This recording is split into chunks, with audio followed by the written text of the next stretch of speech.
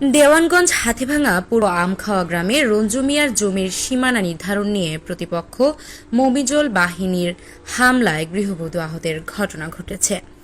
জামালপুর জেলা প্রতিনিধি রফিকুল ইসলাম জানান, বৃহস্পতিবার বিকেলে কথা কাটাকাটির এক পর্যায়ে দুই পক্ষের মধ্যে সংঘর্ষ শুরু হয়। জানা যায়, রঞ্জু মিয়ার বসতবাড়ির জমির সীমানা নির্ধারণ নিয়ে দীর্ঘদিন ধরে মমিজলের সাথে বিরোধ চলে আসছিল। জমির সীমানা নিয়ে রঞ্জু মিয়া ও মমিজলের মধ্যে কথা কাটাকাটি হয়। এর এক পর্যায়ে দুই পক্ষের মধ্যে সংঘর্ষের সৃষ্টি হয়। জীবন বাঁচাতে রক্তসহ মঞ্জু ও রঞ্জু মিয়া বাড়িতে চলে যায়।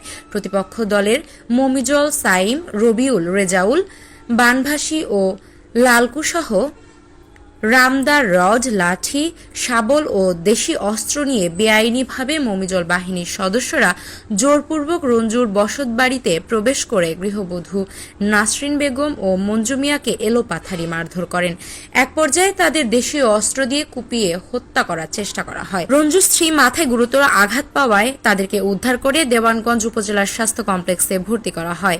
পরে রঞ্জু মিয়া বাদী হয়ে দেওয়ানগঞ্জ মডেল থানায় ৬ জনের বিরুদ্ধে মামলা দায়ের করে। অপরদিকে বাড়িঘরের উপর হামলা ও ভাঙচুরে প্রায় ২০,০০০ টাকার ক্ষয়ক্ষতি হয়েছে।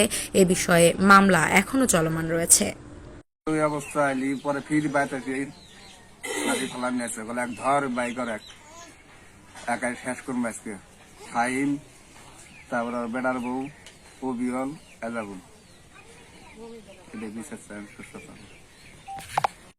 সাথে কথা চাল নিয়ে পরে আমি কইছি বলে থাকেন আমার দেওয়ার কাছে, আমি ফোন দিয়ে জানি আগে দেখি।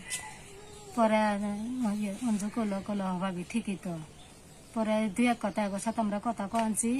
তাই যে বানভাসির বেড়া ফির কাদার মধ্যে আমার এই যে ভাতে যে মদন ধরছে। কে ধরছিল? মমিজল আর সব আসিয়া, মানে আমি তো এখানে ছিলাম না।